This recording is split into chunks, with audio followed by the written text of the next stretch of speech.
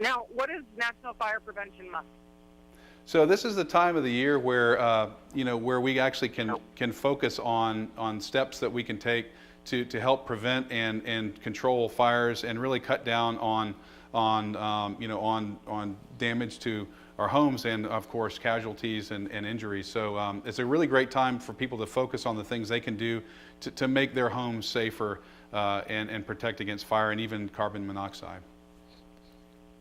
Now, what are the 3 things that everyone should do to protect their homes? So the first thing is make sure that you have working smoke detectors throughout your home, at least on every floor.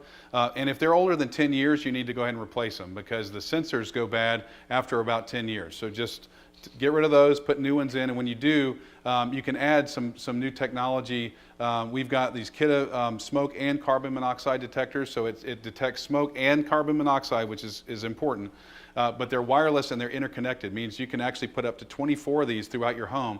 And if there's an alert in one part of your home, they talk to each other. So it doesn't just alert you in that one detector there. It tells them all to go off. So no matter where you are in your home, you'll actually hear the voice alert telling you if it's a carbon monoxide or a fire alarm.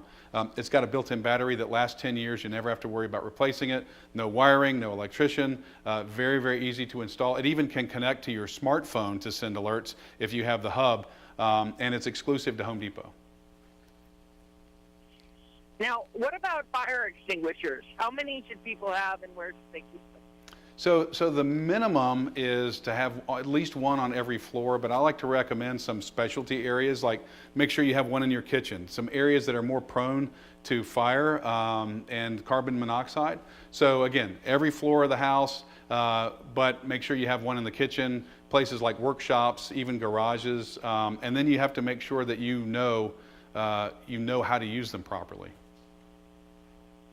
How can people learn how to use them? Because sometimes it seems like something you always want to use, but you don't know how to use it once you need to use it. Yeah, it's tough because once you use it, you have to replace it. So people are hesitant to go practice with one.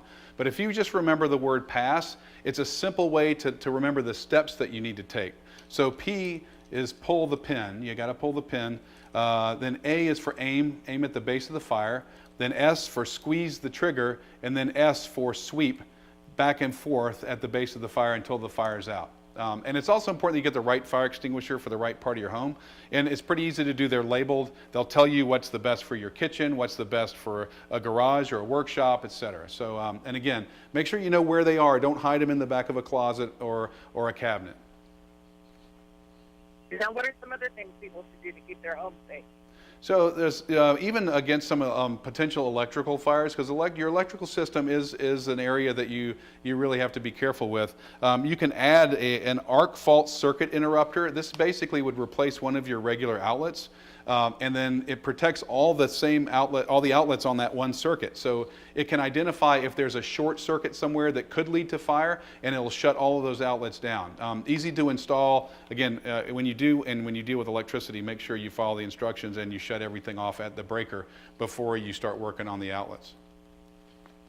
What are some of the biggest mistakes people make when trying to make their home safe for fires? I think a lot of times people just make the assumption that they're safe. Like I said, if those fire smoke detectors have been there for a long time, they just assume that they're working because when they hit the button, they hear the beep. But that's not necessarily the case, like I said.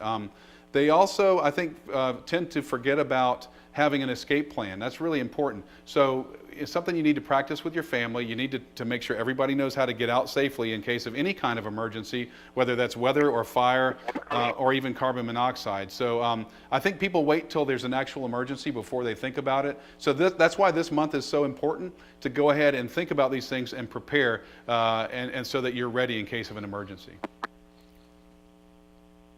Now, where can people get more information?